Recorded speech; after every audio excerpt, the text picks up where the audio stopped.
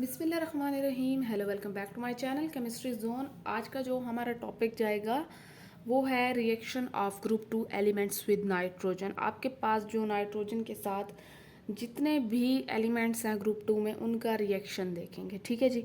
Formation of nitride भी आप कह सकते हैं कि किसी एलिमेंट का अगर नाइट्रोजन के साथ रिएक्शन होता है तो वो क्या बनाते हैं, nitride on heating in air. ठीक है। आपके पास बुक में इतनी डिटेल नहीं दी गई। यहाँ डिटेल देने का ये मतलब था कि आपने सिर्फ ऊपर से नहीं पढ़ना, थोड़ा सा उसे समझना भी है, रट्टे वाला काम नहीं करना।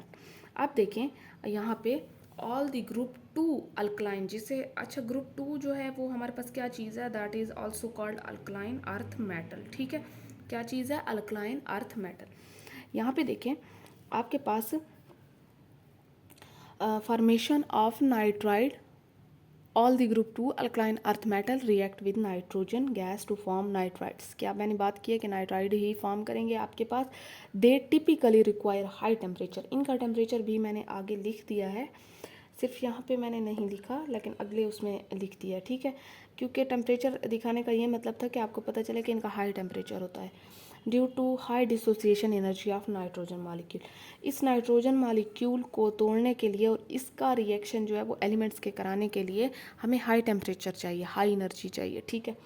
The nitride of alkaline earth metal are ionic and solid in nature except that of beryllium which is covalent and unpredictable। आपके पास जो लास्ट था उसमें लिथियम का थोड़ा एक्सेप्शनल बिहेवियर था, यहाँ पे बेरिलियम का एक्सेप्शनल बिहेवियर है। यहाँ पे सारे अल्कलाइन अर्थ मेटल जो हैं वो हैं तो आयनिक, लेकिन बेरिलियम है वो सिर्फ कवलेंट है और उसका अनप्रेडिक्टेबल नेचर है। ठीक है जी। ये सॉलिड इन नेचर हैं बाकी वाले। The reaction of alkaline earth metal with the air rather than oxygen is complicated by the fact that they react with nitrogen to produce nitride.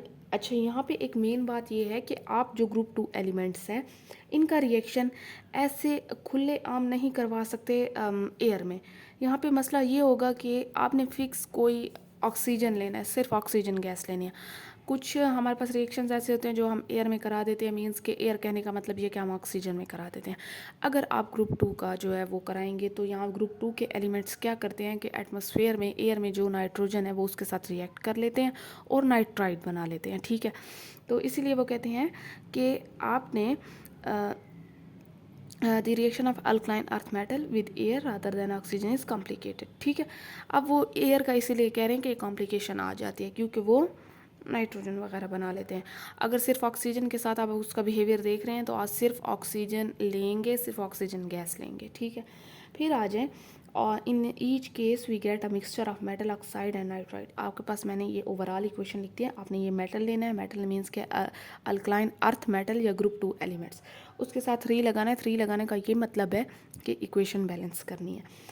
Nitrogen ये आपके पास solid है, मैंने जैसे ऊपर आपसे कहा है सॉलिड नेचर है। ठीक है, और ये आपके पास गैस है, आपके पास सॉलिड बनाएगा, हीट आपने हाई टेम्परेचर देना है। यहाँ पे देखिए मैंने रिएक्शन डायरेक्टली आपके पास लिख दिया। बेरिलियम आ जाता है पहला।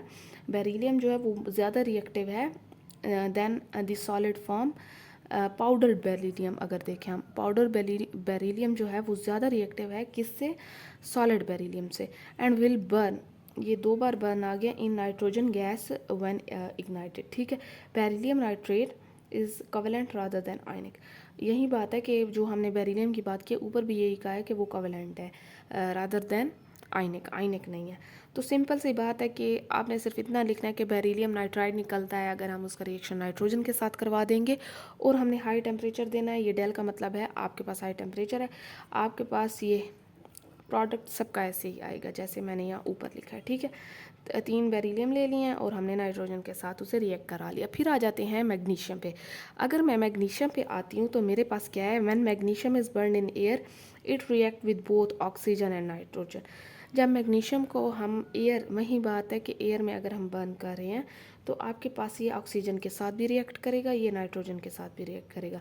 The resulting white ash is a mixture of magnesium oxide बनता है। ठीक है, ये white magnesium oxide and magnesium nitrate बनता है। 2 चीज़ें बनती हैं, ऑक्सीजन के साथ रिएक्ट करने पे मैग्नीशियम ऑक्साइड और नाइट्रोजन के साथ रिएक्ट करने पे नाइट्रोजन नाइट्राइड। ठीक है, it produce blue green flame.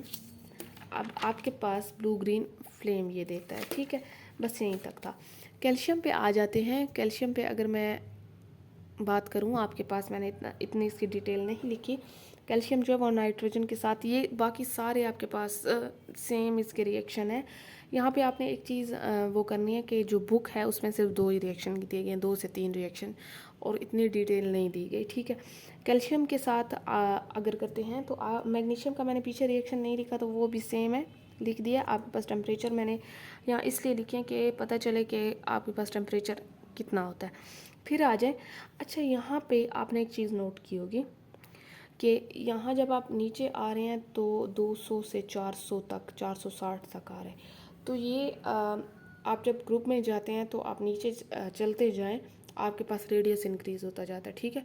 तो फिर उसको रेडियस इंक्रीज़ होता जाएगा तो उसे इतनी हीट देने की ज़रूरत नहीं है। जैसे ऊपर आएंगे ग्रुप के तो आपके पास स्ट्रक्चर जो है वो थोड़ा कंबाइन आप कह सकते हैं, या न्यूक्लियस की तरफ अट्रैक्टेड हो सकता है, ठीक है ना। ये एक माइंड में रखें, एक कॉमन लॉजिक है आपके पास। फिर आ जाते हैं कैल्शियम के उस पर। कैल्शियम भी देखते हैं, ये भी सेम है आपके पास। स्ट्रोंशियम और बेरियम का भी रिएक्शन सेम है।